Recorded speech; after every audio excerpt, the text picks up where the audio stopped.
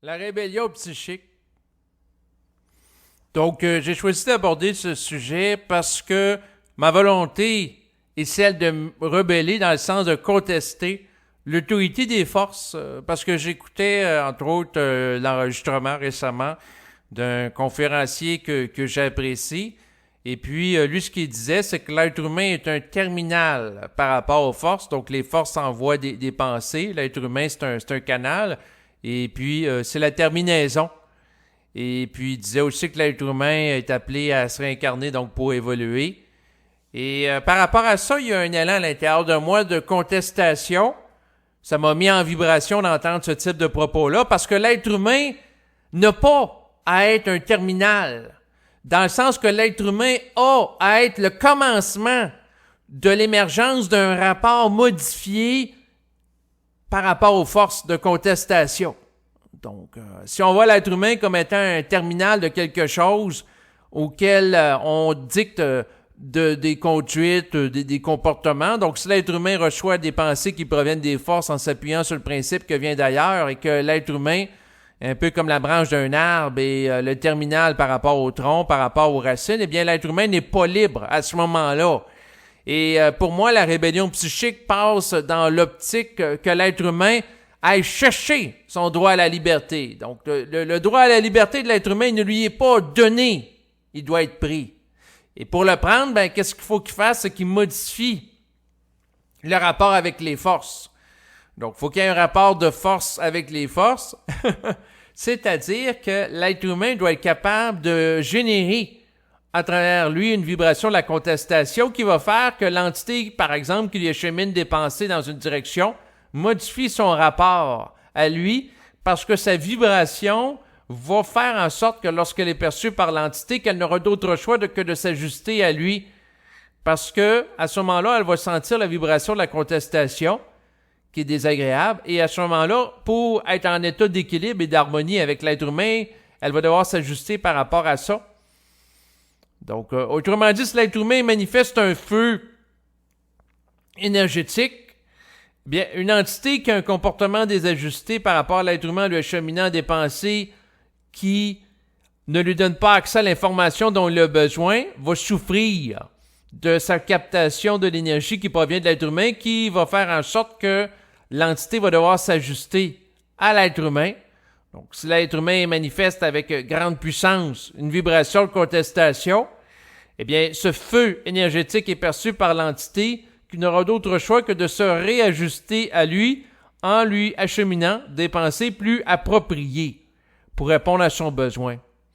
Donc, autrement dit, l'affirmation vibratoire de l'être humain dans son rapport occulte, dans sa contestation, est fondamentale pour sortir du rôle de terminal qui reçoit de l'information qui provient de l'invisible, qui se fait dire qu'il doit se réincarner pour continuer à évoluer, pour arracher dès maintenant son droit à la liberté en modifiant son rapport par rapport à l'entité ou les entités qui lui acheminent des pensées, pour sortir de son ignorance, pour accéder au savoir. Donc, c'est sûr que la contestation qu'a fait Bernard de Montréal par rapport à l'invisible lui a permis d'obtenir accès à une très grande quantité de savoir qui a été voilé jusqu'alors à l'humanité, parce que c'est sûr que si une entité ou des entités sont en position de pouvoir et d'autorité par rapport à l'être humain, pensez pas qu'ils vont donner nécessairement facilement accès à l'information à l'être humain, parce que après tout, qui par exemple voudrait passer du rôle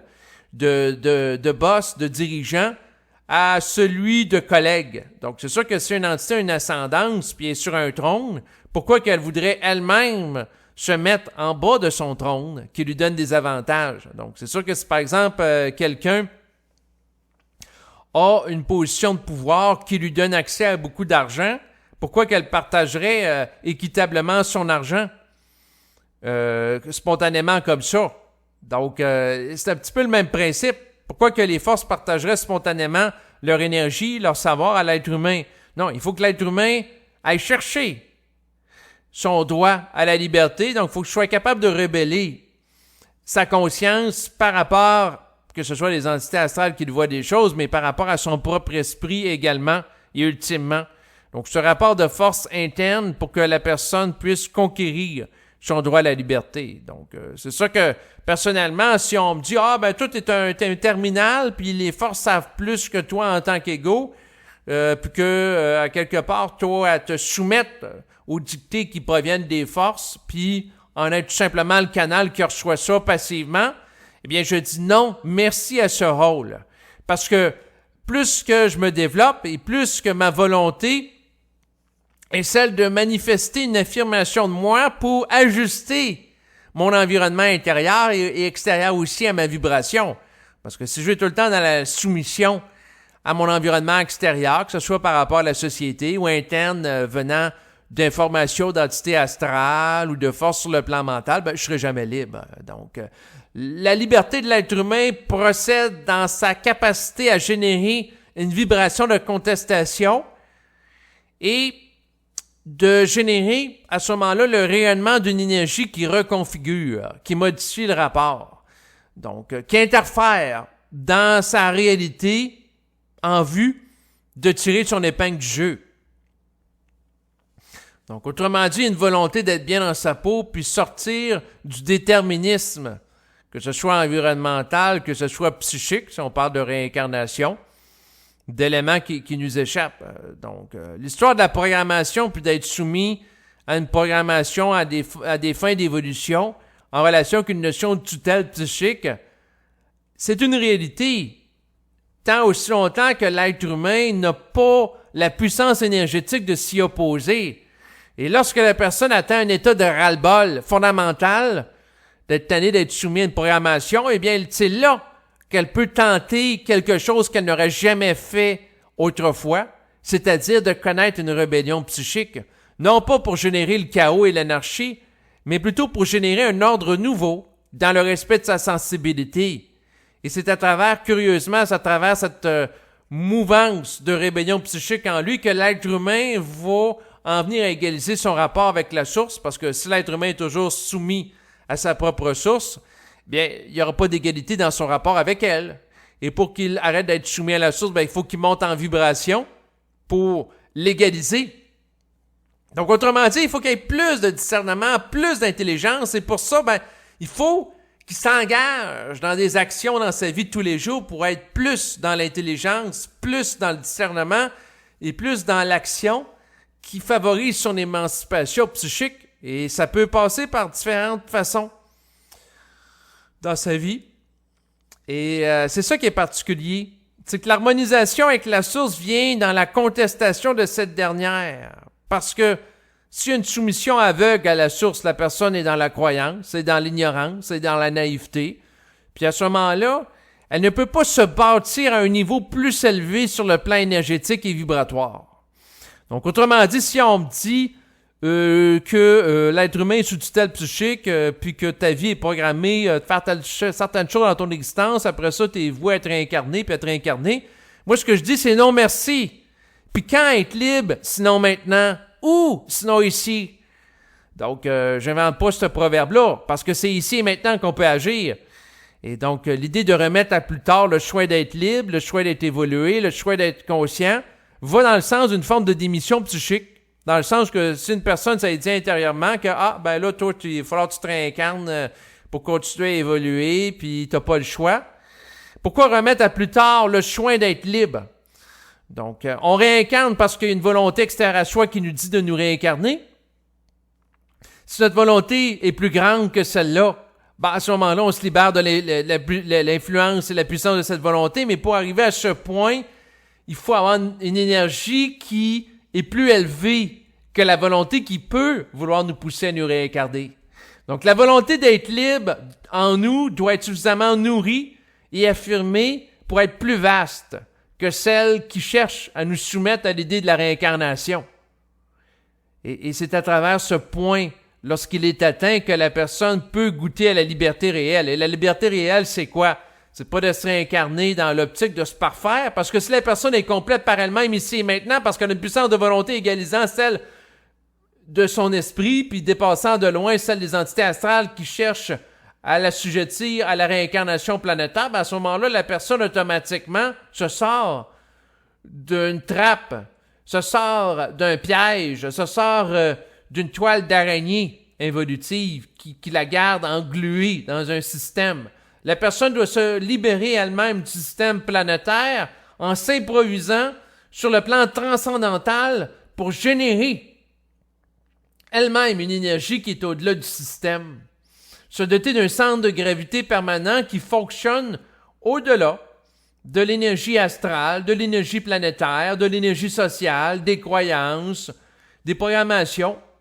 Et c'est sûr que si on applique la liberté psychique et la volonté d'être libre, la volonté d'être bien dans sa peau, à quelque chose de très pratique, ça revient à être bien maintenant. Vive la paix de l'esprit maintenant, pas dans 2500 ans au bout d'un périple de réincarnation s'échelonnant sur plusieurs siècles.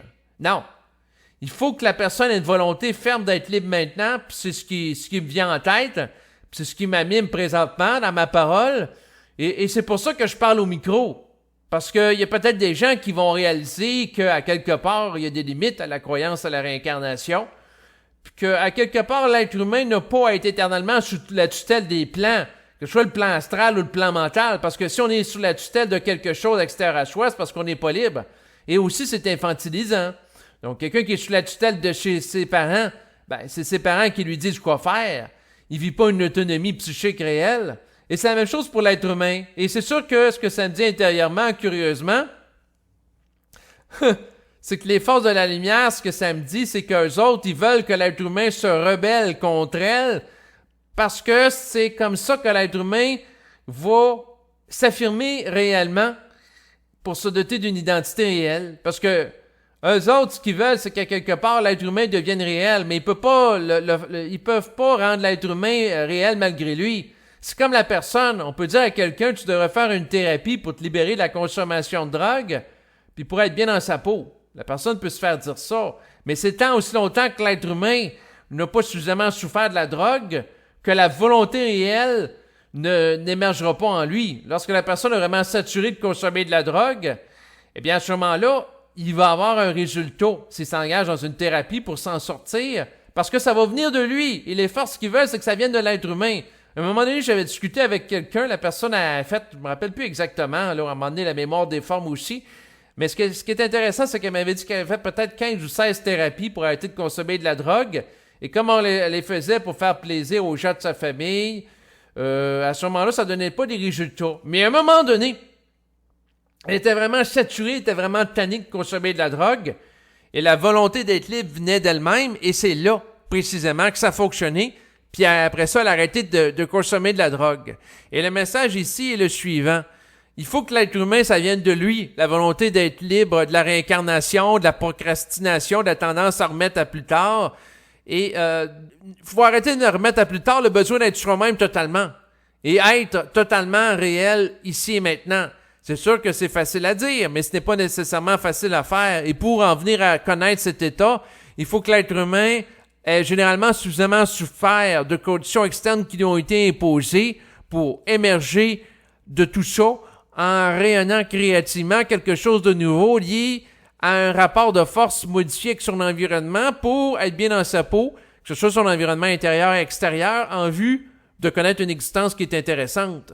Donc, tant que l'être humain est soumis à des formes pensées, puis il ne conteste pas, à ce moment-là, c'est le culte que le beau jeu sur l'être humain. Et comme la vie d'un être humain sur Terre est quand même rapide, on parle présentement d'une espérance de vie de peut-être 82 ans, c'est raison de plus de se mettre en action pour actualiser un projet de nature transcendantale d'émancipation psychique. Donc, c'est sûr que moi, la personne qui vous parle, je m'engage dans ce type de projet-là. Et ça passe, bien sûr, en prenant la parole au micro, mais ça s'articule aussi dans ma vie de tous les jours à travers les actions que je commets pour me libérer de la peur. Donc, c'est à différents niveaux, à différentes échelles, mais mon objectif sur plusieurs années, c'est de garder une constance là-dedans. Donc, autrement dit, qu'il y a une continuité. Donc, c'est sûr que j'agis souvent petit à petit, mais c'est dans l'optique qu'il y a une constance, dans le but qu'il y ait une manifestation croissante de mon identité réelle, et à ce moment-là, pour m'auto-actualiser. Parce que si on s'auto-actualise pas maintenant, ben, on en remet ça à plus tard. Si on en remet ça à plus tard, on vit une forme de démission psychique. Donc, quelqu'un qui démissionne de sa vie, ben, à ce moment-là, qu'est-ce qui arrive? Ben, il faut qu'il revienne sur Terre pour faire ce qu'il a oublié de faire, compléter ce qui doit être finalisé. Donc, c'est sûr que la finalité de l'être humain, en ce qui me concerne, c'est d'être bien dans sa peau et ça ne doit pas être reporté dans 2500 ans au bout d'incarnations et de réincarnations qui sont imposées à ma conscience. Parce que se faire imposer de s'incarner puis se réincarner, c'est une domination occulte qui est faite contre la volonté humaine. Même chose par rapport à un extraterrestre qui va kidnapper un être humain pour l'amener dans un vaisseau spatial. Si c'est contre son gré, c'est une violation psychique. Donc, il faut que l'être humain, à un moment donné, le réalise. Autrement dit, il faut que l'être humain prenne sa vie en main. Et c'est souvent à travers de très grandes souffrances que les gens y arrivent. Mais, je continue mon grand projet de nature transcendantale qui vise l'actualisation de ma conscience.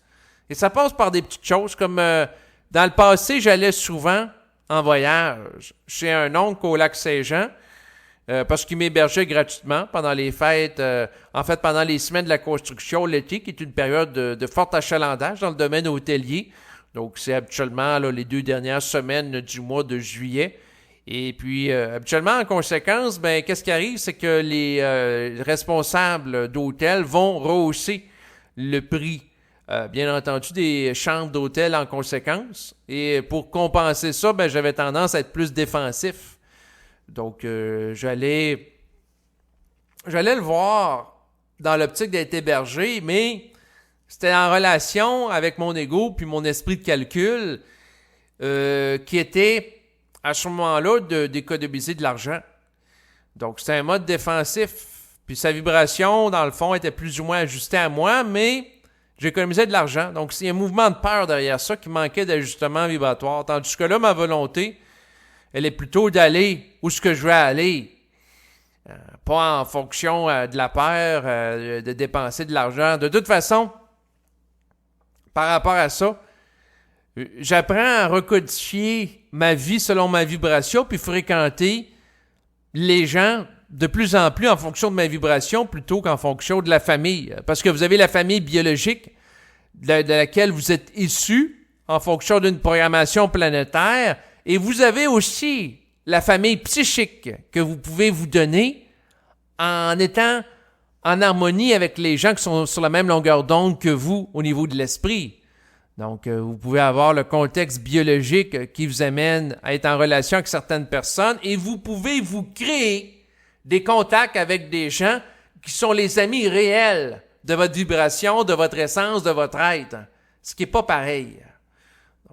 Autrement dit, vous pouvez voyager en fonction de la famille et vous pouvez voyager en fonction des amis qui sont sur la même longueur d'onde que vous, de véritables alliés psychiques.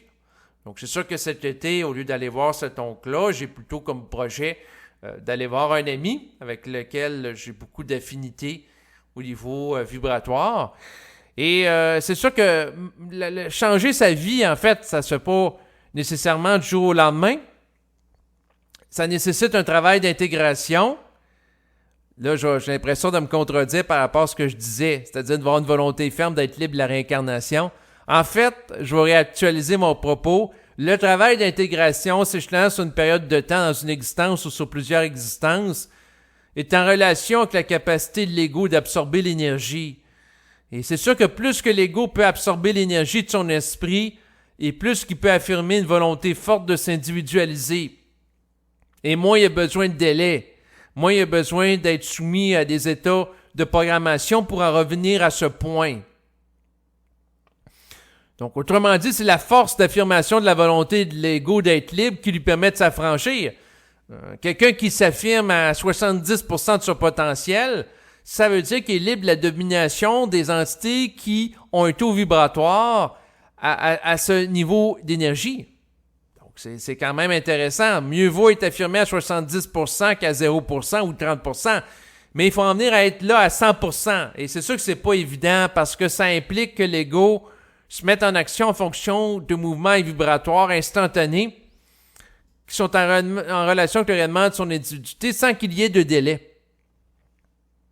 Donc, dans le cas de mon oncle, il est gentil quand même, j'ai pas à parler contre lui, il acceptait généreusement de m'héberger.